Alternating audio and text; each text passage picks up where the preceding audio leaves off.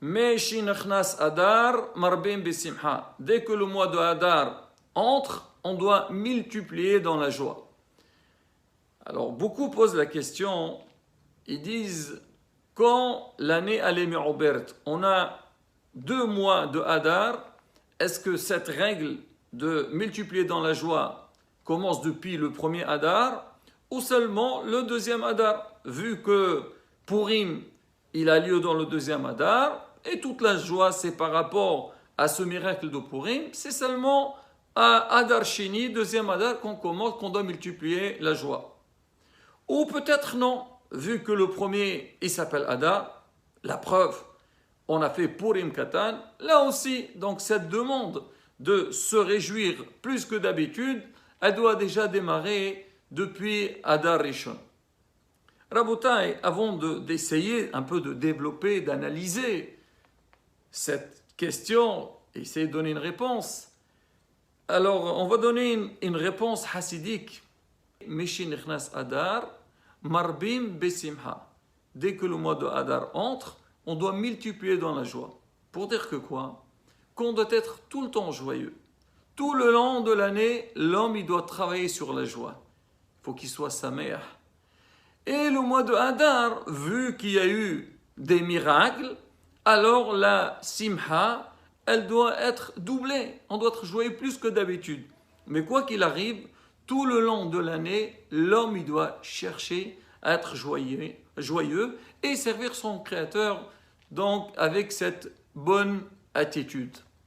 Et Rabotai, pour un petit peu, on va dire, développer cette idée de la simha, de la joie, et bien la comprendre, parce que des fois les gens, ils ne savent pas c'est quoi une vraie simha.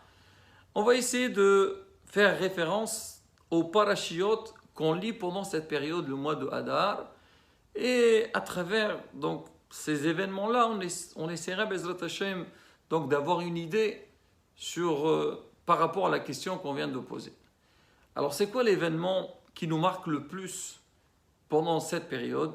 C'est l'histoire du veau d'or, Ma'aseh Ha'igl. Dans Parashat Ki Tisa, donc on voit comment Moshe Rabbeinu, il était dans le ciel pour recevoir la Torah, et malheureusement, le peuple, il a fauté. Parashat Ki Tisa, on la lit Shabbat, on la lit aussi Shabbat Shkalim, c'est-à-dire le Shabbat qui précède Rosh Chodesh Adar. Et bien sûr, tout le monde se pose la question comment le peuple d'Israël il est arrivé à ce niveau de Hazve Shalom. Malheureusement, plutôt, il a laissé tomber tout ce qu'il a reçu d'Akadosh Baruch Hu. Déjà, on a reçu la Torah 40 jours avant. En dehors de ça, Hachem il a fait des nissim, viniflaot, beaucoup de miracles au peuple d'Israël à la sortie, en Égypte, à la sortie d'Égypte. Et comment le peuple il est tombé de cette manière? Ça, c'est une question que tout le monde pose et il y a beaucoup de réponses. Mais il y a une autre question aussi qu'on se pose aussi, c'est l'attitude de Moshe Rabbeinu. Moshe Rabbeinu, il est monté au ciel, il était sur le point de descendre avec la Torah. Hachem lui annonce une mauvaise nouvelle. Il lui dit, Moshe, tu sais, ton peuple, il a fauté et descend. Moshe Rabbeinu et Hachem lui dit, il veut exterminer le peuple d'Israël. Et il y a eu une longue discussion entre Akadosh Baruch et Moshe Rabbeinu. Moshe Rabbeinu a pris la défense de Am Israël, mais Hachem lui a dit, écoute, d'accord, je ne veux pas les exterminer, mais sache-le, tout le long de l'histoire, alors chaque fois, je veux, Hazve Shalom, punir le peuple d'Israël pour réparer la faute du Aigl. Au lieu de donner un seul coup contre le peuple d'Israël, Hachem, il a, comme on dit, dispatché donc cette grande punition. Et on dit, tout le temps qu'on n'a pas réparé cette faute de Aigl, on n'a pas encore la Géoula. On espère qu'on a déjà trop reçu. Si Dieu veut, bientôt on va avoir la Géoula Shlema. Maintenant, Moshe Rabbeinu, qu'est-ce qu'il a fait? Il prend l'étape de la loi et il descend. Il voit le peuple d'Israël autour du veau d'or et il casse l'étape de la loi. Il les brise. Et là, la grande question qui se pose, Moshe Rabbeinu, Hachem, il t'a dit que le peuple, il a fauté. Et toi-même, tu as montré que, vu que le peuple, il a fauté, et il ne mérite pas la Torah. Pourquoi tu as pris la Torah avec toi? D'accord. Hachem, il t'a annoncé cette nouvelle. Tu as compris que c'était grave ce qu'ils ont fait. Ton peuple, le peuple d'Israël, bah, tu dis Hachem, dommage. On a raté cette belle opportunité de recevoir la Torah. Laisse-la chez toi. Je vais descendre. Je vais parler avec le peuple. Je vais essayer de les réprimander, qu'ils fassent une grande teshuva, et après je reviendrai chercher la Torah si on la mérite et tu es d'accord. Alors que Moshe Rabbeinu, non, il ne se pose pas de questions. Oui, d'accord, Hachem, il prend la Torah, il descend. Une fois arrivé, pas efficace.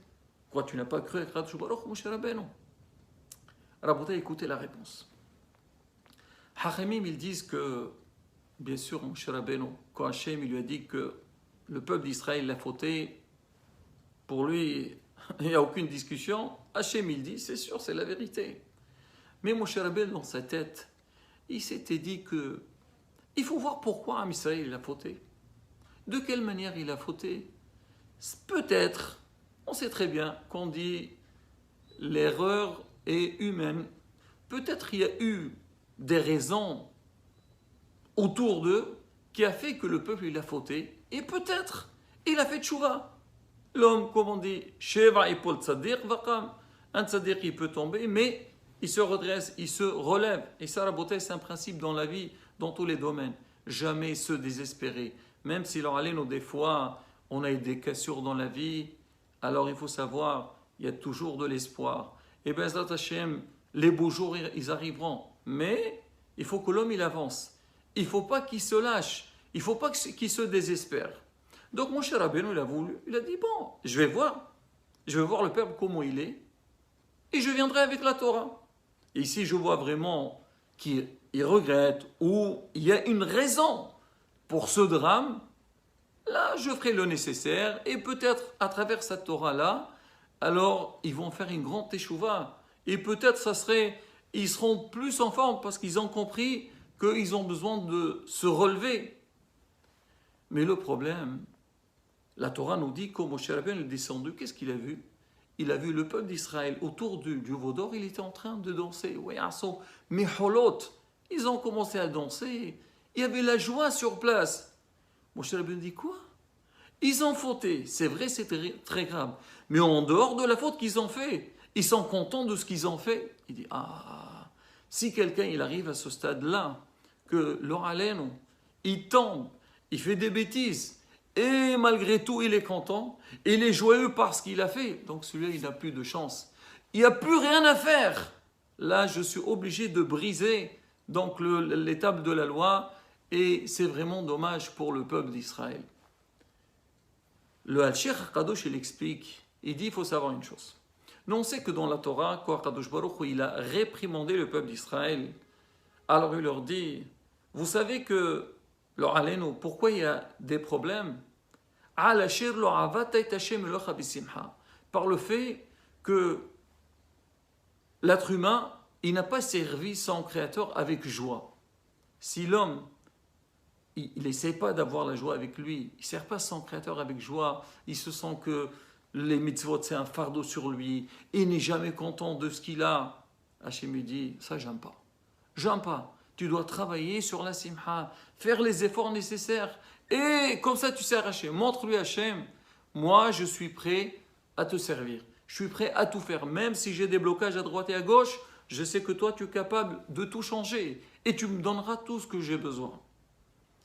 Mais le Rav, il explique, il dit aussi, mais il faut savoir. De la même manière, donc, comme on a dit qu'on doit servir Hachem, il faut le servir avec joie. Il faut voir aussi au niveau des Averot. Quand quelqu'un, il fait un péché, il fait une bêtise. Alors il faut voir aussi de quelle manière il agit. Si on voit quelqu'un, il a fait une faute, et derrière, il n'est pas bien, il est dérangé, il dit « Oh là là, qu'est-ce que j'ai fait? C'est mauvais ce que j'ai fait. » Il a du regret par rapport à cette mauvaise action qu'il a fait. Hachem, il est prêt à le pardonner. Il dit « Bon, écoute, tu as fauté, je te donne une autre chance. » Mais si, Hasbe Shalom, la personne, elle fait une faute, et derrière ça, pour elle, comme s'il n'y avait rien eu, il dit la vie, elle continue, et alors, qu'est-ce que j'ai fait? Là, on dit, Hachem, je pense que c'est très grave. De la même manière, quand quelqu'un, il a fait une mitzvah, où il vit, et il n'a pas la joie, Hachem dit, c'est pas bien. Pareil aussi, Si Hazve Shalom, quelqu'un, il fait des choses qui ne sont pas bien et il a la joie derrière et ça ne le dérange pas, c'est pareil, Hachem, il n'est pas du tout content. Et c'est ça le message que Moshe Rabbeinu, il voulait nous transmettre. Et on raconte sur Rabbi Levi Ishaq Barditchov, on l'appelle Sanigoran chez Israël. Lui, c'était l'avocat de Am Israël. Chaque fois que lui, il voyait qu'un juif, il a fait une faute, il a toujours essayé, on va dire, de le prendre du bon côté et après essayer de l'aider pour faire une tchouva. Une fois, hein, on raconte qu'il était invité, quelqu'un l'a invité, il lui dit « Rav, je voudrais que vous veniez à la Brit Mila de mon fils. » Le Rav lui a dit « Pas de souci, je viens, mais à condition, moi je veux, après la Brit Mila, tu nous fais une belle serouda. Un bon petit déjeuner. » Monsieur, il était étonné, il dit quoi? Le Rav, on l'appelle pour une mitzvah, il parle de manger, il parle de... C'est quoi? Mais il dit bon, le Rav, il a demandé, pas de souci. Et tout le monde était étonné de la réponse du Rav. Très bien, on a fait la Brit Mila, après on a fait une belle serouda. Tout le monde est autour. Le Rav lui a dit, Rav, expliquez-nous, quel rapport avec la serouda? Vous, le Kadosh? Il leur a dit, vous croyez que moi j'ai demandé ça pour moi? Regardez bien, qu'est-ce que je mange? À peine je fais motzise. Mais vous savez pourquoi je vous ai demandé? Parce que vous savez très bien, souvent moi j'ai des discussions avec la force du mal. Et la force du mal, elle veut Hazve Shalom, casser le peuple d'Israël. Elle veut briser Am Israël. Elle parle du mal contre l'Am Israël. Et moi, chaque fois, je prends la défense du peuple d'Israël. Et des fois, je n'ai pas de réponse. Alors vous savez comment j'arrive à les écraser, à répondre en leur disant, regardez, chaque fois que les Juifs ils font une mitzvah, par exemple Brit Mila, Bar Mitzvah, mariage, Shabbat, toujours derrière la mitzvah, ils font des fêtes, ils font des tables, et ils sont contents, ils sont joyeux, parce qu'ils sont contents par le fait qu'ils ont fait la mitzvah. Mais est-ce que vous avez vu une fois qu'un juif, il a fait un péché, et derrière ça, il a fait une fête? Pas du tout. Il fait une bêtise, il se cache, il ne se montre pas, ou quelque part, il n'est pas bien derrière. Pourquoi? Parce qu'il sait que c'est mauvais. Est-ce que maintenant, vous pouvez accuser un tel peuple? Non, s'ils ont fait des bêtises, c'est certainement lui, ça, il était très fort. Mais sur place, il y a un regret. Et même s'il n'y a pas de regret, ils ne se sont jamais exprimés comme s'ils sont contents de ce qu'ils ont fait. Et là, j'arrive à les briser. Et ça, la beauté est la réponse qu'on pourrait dire aussi par rapport à notre vie. L'homme, il doit savoir, bien sûr, même le Halem aussi, des fois, il y a des difficultés, il y a des choses qu'on n'arrive pas à les comprendre. Il faut savoir c'est qui le patron du monde, c'est Akadosh Baruch Hu. Et Hachem, il est capable de tout faire. Il faut s'accrocher avec Akadosh Baruch Hu, se connecter avec Akadosh Baruch Hu. Et quand l'homme, il a donc cette connexion, ça va lui donner une simha. Pourquoi il a la simha? Parce qu'il dit, de toute façon, c'est moi qui décide. Moi, je ne fais rien du tout. Tout ce que j'ai, c'est Hachem qui le donne. Et Hachem, qu'est-ce qu'il dit? À partir du moment que vous m'avez fait confiance, moi, je suis prêt à vous donner tout ce que vous avez besoin. Et justement, Rabotai, ce mois de Hadar, il doit être, comme on dit, un échantillon pour nous, pour Hachem, que toute notre vie, on soit dans la simha. Comme on a vu à l'époque de Haman Aracha, Hachem Ishmor, Ami Saïd était dans une situation très délicate, très difficile. Ils avaient peur de la grande Gzera. Quand ils sont réunis et ils ont fait tchouva, ils ont prié Hachem, Hachem nous a donné tout, et c'est devenu la fête la plus joyeuse. Et Kadosh Baruch Hu nous envoie toute la simha, et il nous délivre de tous les problèmes. On aura la Goula Shlema B'Merav Amenu. Amen. Kerason.